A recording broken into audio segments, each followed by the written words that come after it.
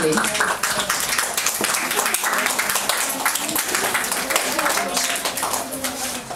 Vaša ekscelencijo, mi smo učenici osnovne škole Ujedinjene nacije iz Beograda. Članovi smo likovne radionice nastavnice Slavice Todorić. Pripremili smo duhovni program Riznica duha svetoga Atos, koji posvećujemo našoj viševekovnoj pravoslavnoj braći Grcima i monasima sa Svete Gore, koji se danonoćno mole za mir u celom svetu.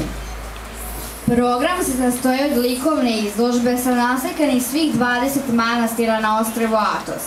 Učenica 8. razreda Sofija Carević će uručiti lični dar vašoj ekscelenciji, sliku Sveti duh štiti Grčku.